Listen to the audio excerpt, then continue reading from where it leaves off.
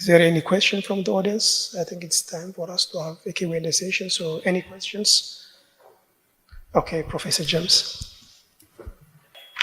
I'm not sure, though, that I fully understand this observatory idea. So I'd have wanted more details. And the reason I would have wanted more details is because I'm not sure the statistics are the most helpful thing that the African Union could do. I want to see the indentures, I want to see the contracts, I want to see the fine print. And maybe it's because I'm a lawyer, but also because I'm frustrated that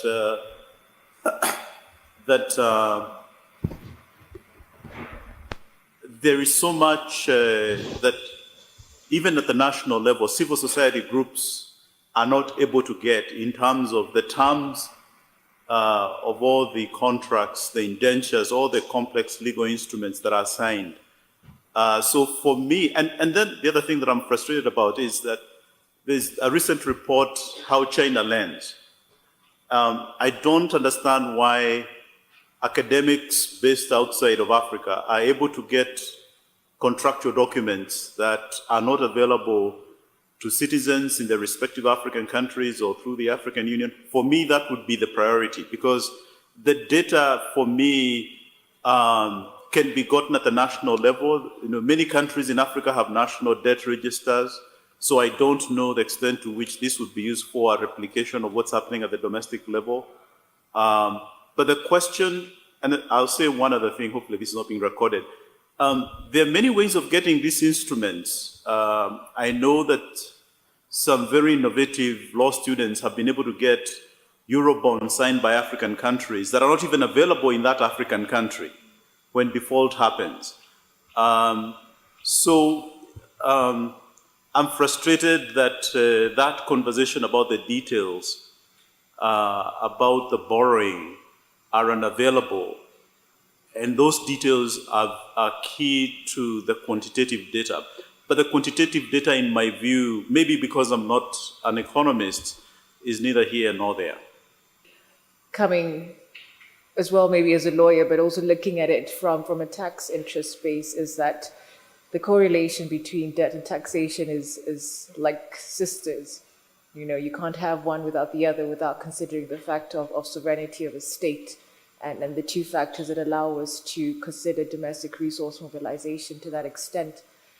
So my question to the panel is that in the interest of debt management and debt sourcing and data availability in that concept, how exactly would you consider the approach of exchange of information as a tool for data collection, considering that there have been already existing discussions about exchange of information and use of existing systems to allow for that information to be exchanged between sovereign states, considering these sources of ratifications of laws or bilateral agreements that states already have.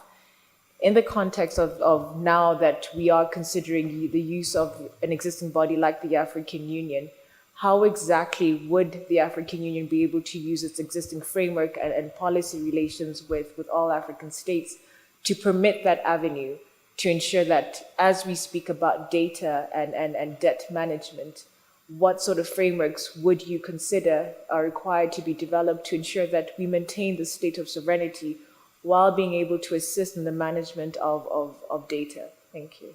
We've seen across the continent, governments basically just ignoring the legal provisions or even mobilizing for MPs to allow or unlock the ceilings of the debt ceiling. So I don't tend to agree much with the legal approach in its entirety unless it is embedded with other elements.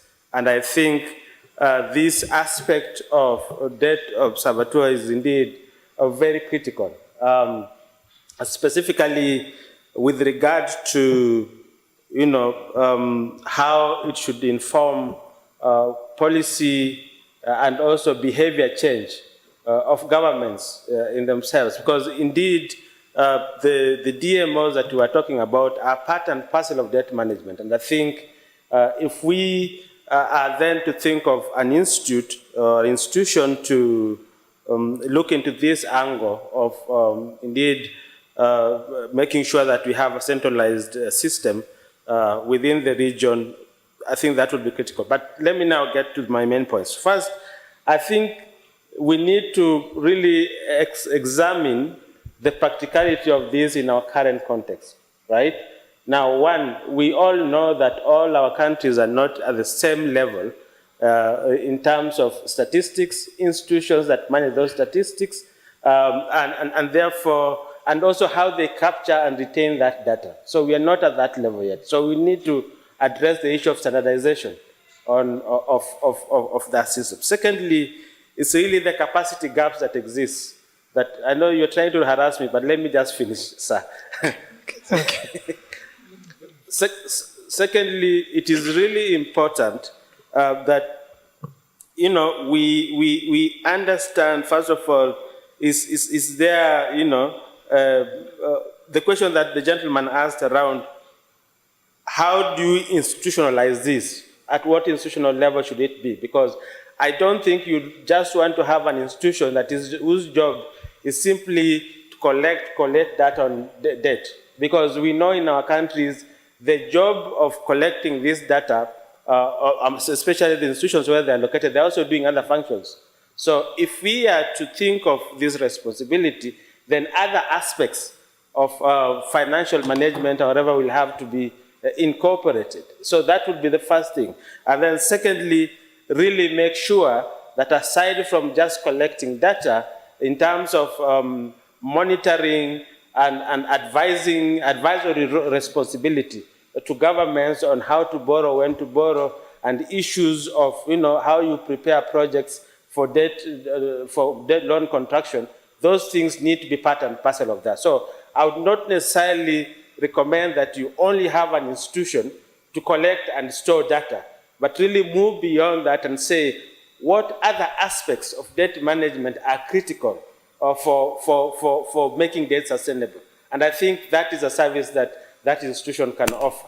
Lastly, I think you want to do that, maybe start with sub-regional level, where, for example, you want to do at SADC, where they move beyond just, they've moved into development and other financing aspects. So you want to try to see, and ECOWAS, for example, try to use those institutions and test it and see if there's an uptake and then push it up to a continental level. I thank you, Mr. Chair. I think the starting point for me is that, yes, maybe this is for the lawyers in the House to help us in terms of the standardization of the legal frameworks and the legal requirements for debt management and data management, because the observation in the first presentation was that the non-compliance within the legal framework, prescribing and describing what the loan is, what the debt portfolio should be or shouldn't be. So if these contradictions persist across different African countries, then when it comes to observation, what are the parameters for the observation? So I think we need to look at the legal requirements. Are we in a position to be able to standardize the definitions of debt and the scope of debt in our legal frameworks? The other bit is also in terms of the harmonization.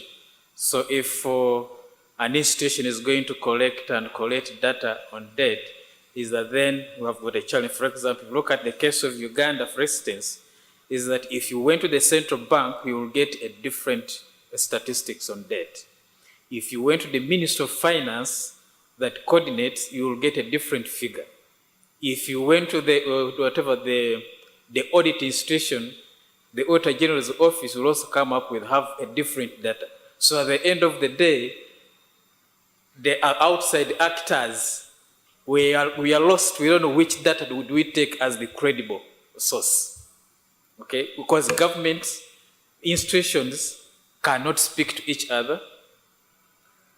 They do not have a standard in terms of the status of debt, and therefore when you present data from the central bank, Minister of Finance will say, no, that's not the correct figure, and vice versa. So we are left in terms of understanding the status and also the date. So talking about the observatory institutions, that becomes a challenge, is that there are issues that the preparatory process that need to be done before we get the level of having an observatory that has got standards and measures that can be applied across the board. Earlier this morning, we had a session where we were looking, I think ATAF just mentioned now, this relationship between debt and tax. And on that panel, we had a member of parliament who was talking about the difficulty at times in trying to push for sort of progressive reform, etc., because of, you know, the whipping that happens when you are with a political party. You therefore need to make decisions that are aligned with your party, whether or not you think it's in the best interest of your country. So I just wanted to know, with respect to this conversation and with respect to a lot of what we say about, you know, ensuring that we're in building processes, right, where members of parliament are overseeing, for example, the contraction of debt. How do you think we can address such a thing at national level as we're trying to put in place measures to curb unnecessary debt contraction? The problems start with the electoral system itself.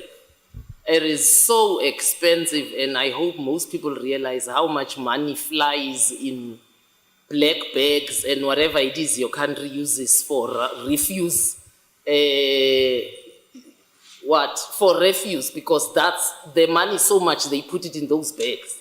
So by the time these people pop up in parliament as our leaders, they already owe someone, because, excuse me, but capitalism says money talks and bullshit walks, and it walks all the time after the elections. So it's not just the MP trying to hold the executive accountable. It's the executive being committed to whoever they funded them. So they make sure that that MP does not hold them accountable. So it's a whole chain. But since the launch, I mean, a lot of things have changed. You know, the context, what we heard yesterday by Professor Mangani, also the Secretary to the Treasury here in Malawi, about building alliances and building the common position. I wonder, on the question of the debt observatory, that you asked us, you know, is this a moment where, given the important nature of how decisions are made on debt contraction, we talk about debt sustainability, whether there is an opportunity that the AUC, together with the AU member states, could actually come together and say, look, why don't we bring these statistics together? Why don't we harmonize and find a common way of collecting debt statistics to inform then not only just national policy, but also, you know, how we negotiate if it's issues of reprofiling, restructuring. And I think politically, you know, it could also be potentially a key institution within the financial architecture, the African financial architecture, that we were discussing all of yesterday. I just wonder whether, you know, that sort of political proposition makes sense at this moment in time. Thank you very much for the very interesting questions that were put forward. I will start with the first one. Yes, the debt observatory is not just about statistics, because there is a dynamic process behind. There is something that needs to be understood. Addressing the debt issue in Africa is a holistic process, because it is a process that goes beyond the statistics. And I think it has been clearly stipulated how difficult it is for us in Africa to get the data with regard, even the information, because those information are not publicly sent to Africa. We don't have them. And it speaks to something that is clear. It is the institutional mechanism that needs to be put in place at national level to contract any debt of any kind. Because if leaders are held accountable, and if institutions or institutional processes are working clearly, there is need for the parliament to give its approval when it comes to engaging in a debt process. But you will see that sometimes these processes are not followed through, because there is an urgent issue that will appear, and the government in place is certainly rushing to try to contain a very difficult situation, and then they will engage in that process. So, just to respond to that question, yes, there is need. The observatory is not about only statistics. It speaks to a whole range of issues that are also linked to advisory, counseling when it comes to, letting our member states know exactly what they can do when it comes to utilizing their debt. Because in most of the cases, you will see that the money is just used for short-term issues with no, implication on investment in the long term, and with no return that are expected from it. So the second point that was also put forward was about the correlation between debt and taxation. Yes, there is a link. There is obviously a link between the two, because if the tax system was perfectly working and that, in countries they were able to raise sufficient taxes, you could see that the willingness or the way they engaging in that debt process would be certainly broken or will be reduced. Because today, if you look at the tax statistics, tax collection statistics within the continent, you will see that compared to other regions, we are doing far not well. And there is need to improve that process to make sure that our countries are able to address, the issues that are related to tax collection and also to tax utilization. Because if you look at what we are doing with those taxes that are collected, these are, the resources that are also fueling the illicit financial flows through corruption and everything. And when you look at the debt, when the money comes in, it flows out. Because it is the same system that is used to transfer that money out of the country. So there is need to make sure that at the AU level, we also address that issue. And I think we are doing a very good job with ATAF to try to strengthen the capacity of our countries to mobilize domestic resources, and also the capacities even to use those resources in a transformative manner. So this is something that is very important when we are engaging in that process. So the third intervention spoke about, the legal frameworks that are needed because there were 3 points there. They alluded to the legal framework. They alluded to the differentiated approach when it comes to that, because there is no standardized process when it comes to dealing with debt. It is true. But there is always a mechanism that can be put in place to make sure that we address, the differences that we can see in, the debt contract in countries. And we do really think that at the African Union Commission, there is something that needs to be done there. And this is where we are trying to bring the attention of member states to understand that, there is need to adopt maybe a common framework, because I think that word was also put forward yesterday, a common framework on debt within the continent. But as I said before, and this is something that needs to be taken into consideration, is that debt issues are issues of sovereignties. And countries are sticking to that, saying that no one should have a look at what they are doing when they are contracting their debt, how they are using and everything. So we first need to address, that barrier, and also give more power to the AUC when it comes to, dealing with such difficulties. With regards to the issue of, credibility of data, because there is also something that was put forward, because now we are receiving data from every sources, you go to the parliament, you have some data, you go to the ministry, you have some data, you go to the statistic office, you have different data. So there is need to engage member states in a process of accountability and transparency that will lead to, to rationalizing those debt mechanisms to make sure that they are not losing information at a certain point. Now, there is also a question, not a question, but a contribution on the issue of the electoral system. My sister, you are absolutely right.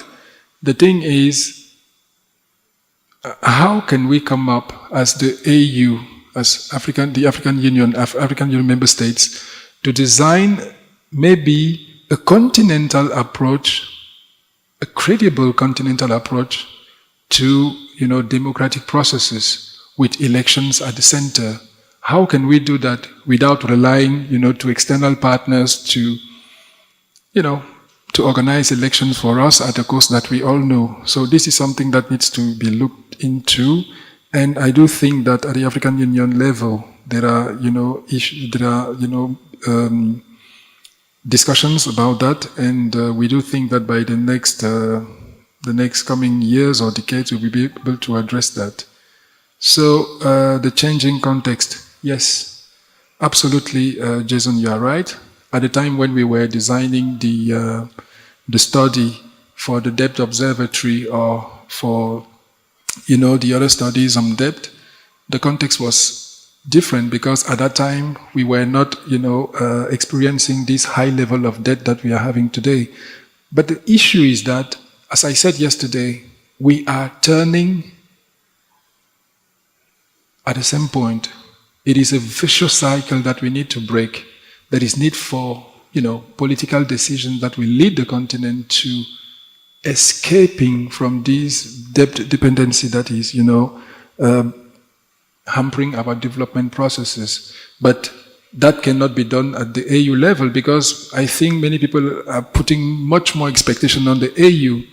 The AU is not an implementing body. We are just a policy organ of the Union where we can craft the policies that they want to accept, to approve. Because as I said, for the debt observatory, the idea was not to oversee the debt process of countries. It was just to bring transparency and to bring maybe accountability and to bring the necessary advisory, requirements that are needed to make sure that debt effectively works for development. Thank you. Thank you. Soko?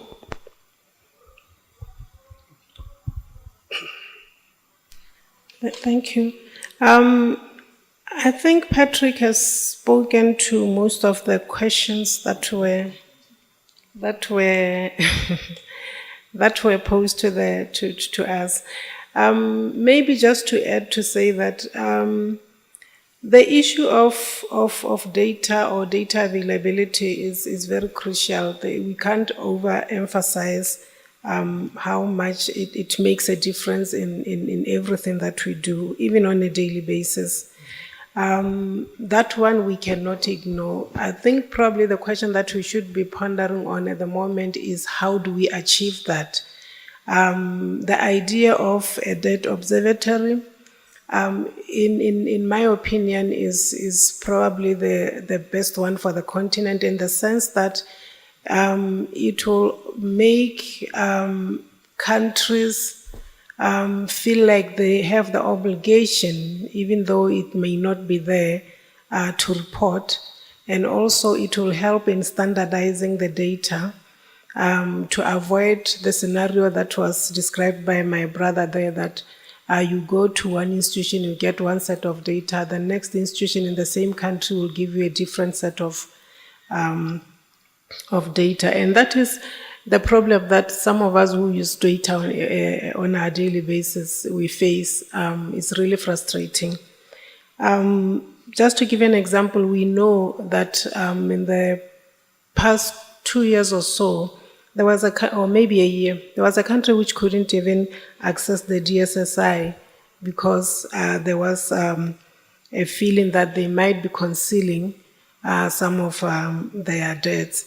So the issue of transparency is very important. Reporting data as it is required. I will leave that one because I know Patrick has addressed it. I want to go to the issue of the legal provisions in the debt management space. Debt management on its own should be a legal process. Apart from the other elements of it, it has to have a legal basis. The reason why it has to be a legal process is because it needs to have compelling provisions, so much so that we know when you do this thing, it's illegal and there are some repercussions.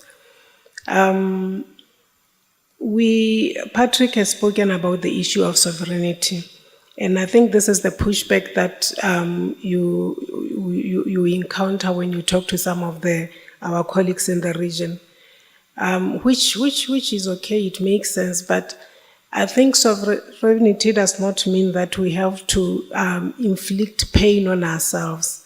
It should mean that we have to address issues according to the peculiarity of our space, still being responsible enough to make sure that the decisions that we make are beneficial to the economy.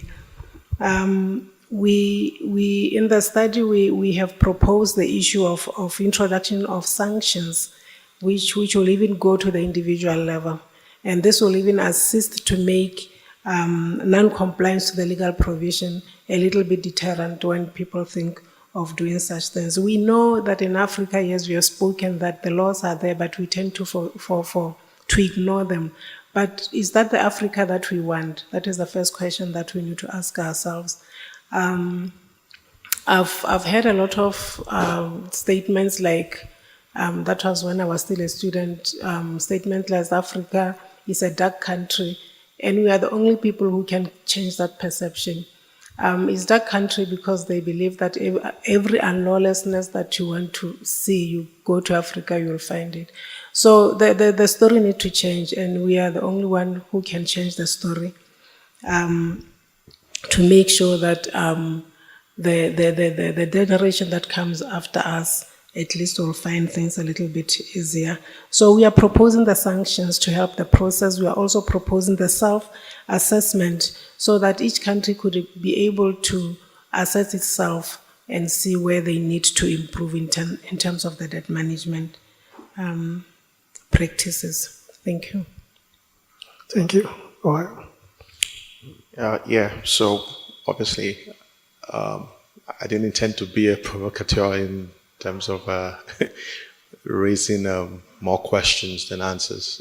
So I also hope that it will not just be a briefing session, but rather will be a session that actually gets us to think about these things seriously and in a constructive way.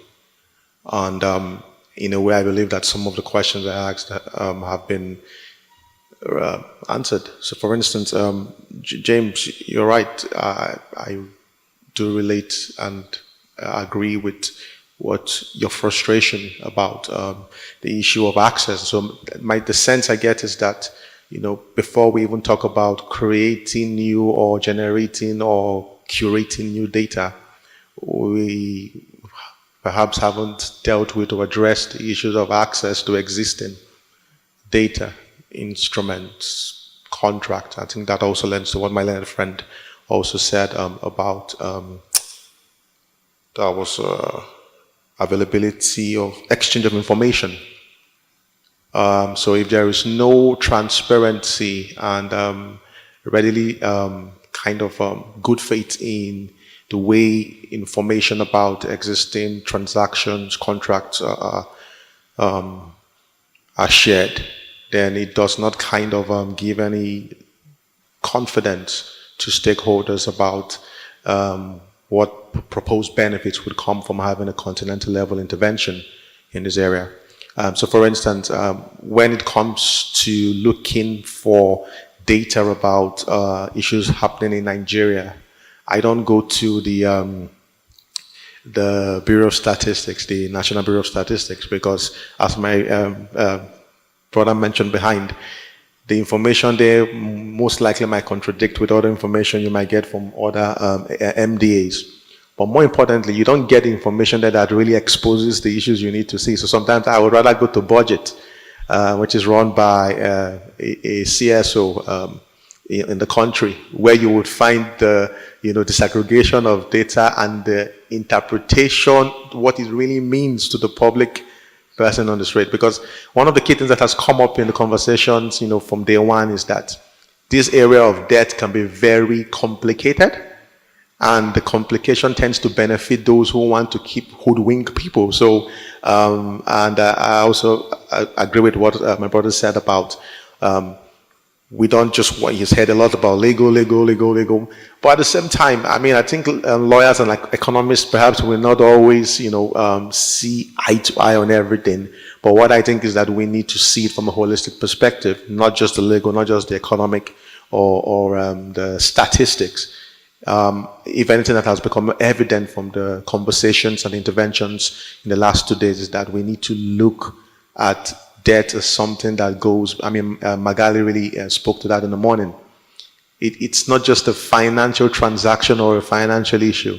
It affects lives. It has human rights implications, and it's a holistic thing.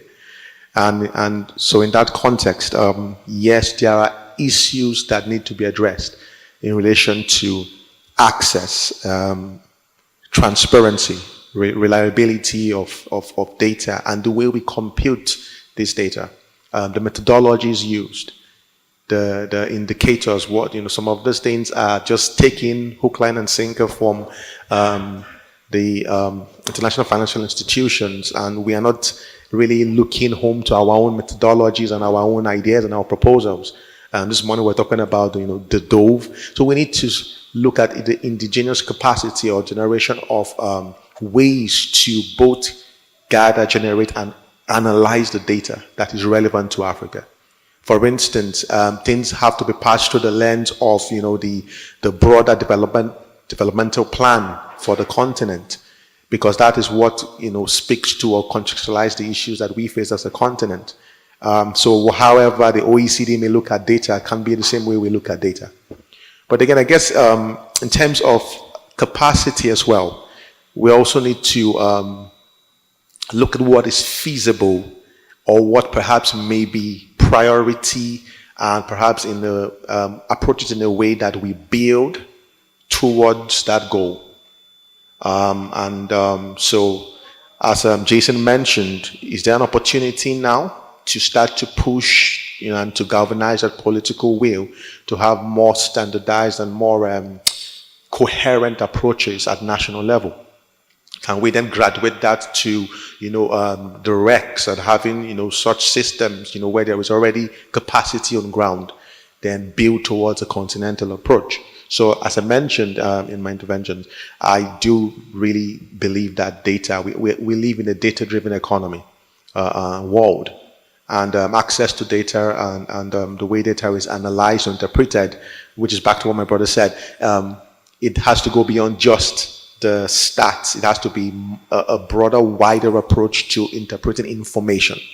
So I do agree with that, but it's conceptual level, and I believe that the points that have been raised here will improve and enhance the conversations and the deliberations at the AUC. Thank you. Okay, thank you. So thank you, everyone. I think we ran out of time, so I would like to thank everyone for making this session. There is something that, just to emphasize what my colleague just said here. In fact, when you have a problem, how do you fix it?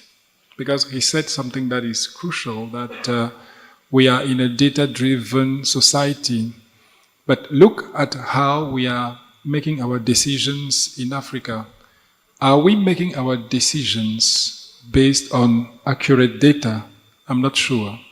Because somebody told me one day, if you want to fix a problem, that if you have a problem and you want to fix the problem, you should make sure that you have the comprehensive data that will allow you first of all to understand the dynamics that are surrounding the problem, and then you will be able to tease out, the concrete actions that will lead you to solving the problem. Because when we say here, it was said, because I think people focus most on the data part of the observatory, it is certainly one of the most important, shift that we will see in the depth dynamics within the continent. But it goes beyond that, because with data, we will therefore be able to have informed decisions and informed African positions based on, accurate data that will allow us to really fix the issues that we are faced with. Thank you. Okay, so one final remark from Jason. Yeah, thank you very much. I think, Patrick, your height again, seems to be reaching in to take some of the things I wanted to say, because, this is a political conversation as much as it is a technical one, and I do want to not pose another question for response now, but a reflection as we go through the conference. Some years back, and I was reflecting on the very old papers that you brought to your talk yesterday from the 1980s, but what I'm referring to is not as far back as then, but the Africa Data Consensus.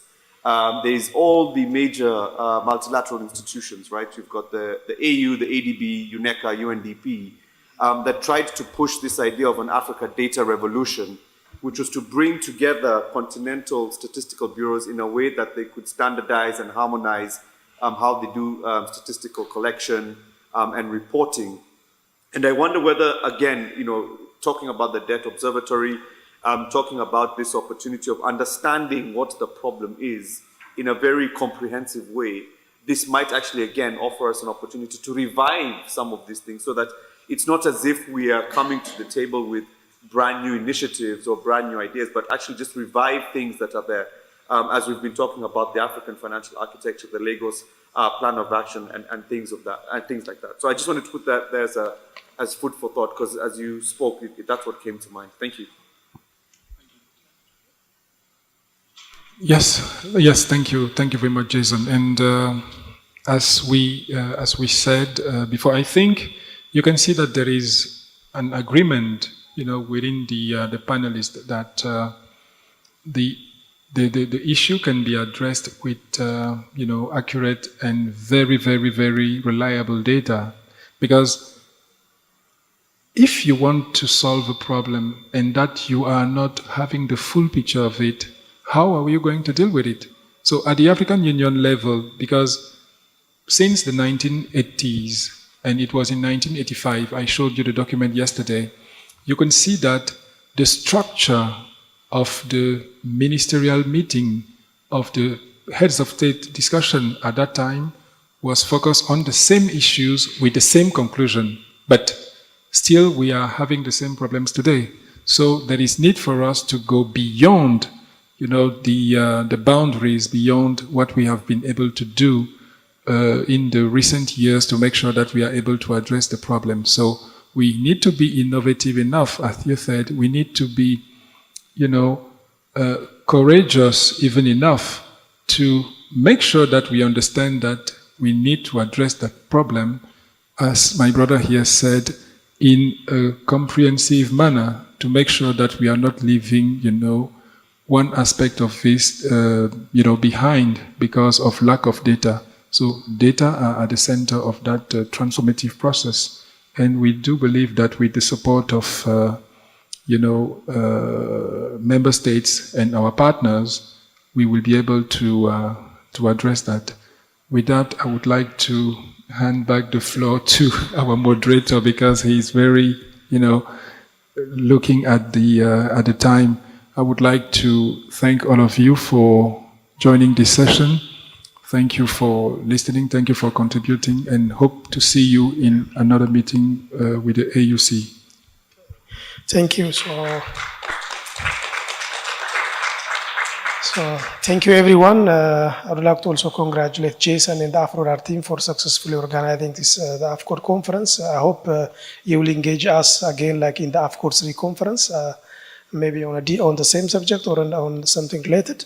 And also I'd like to thank the audience here for making this session interactive and lively. Also, I would like to recognize our plenary here. So thank you, Ohio, Soko, and Patrick for your contribution. So we'll see each other somewhere soon. So.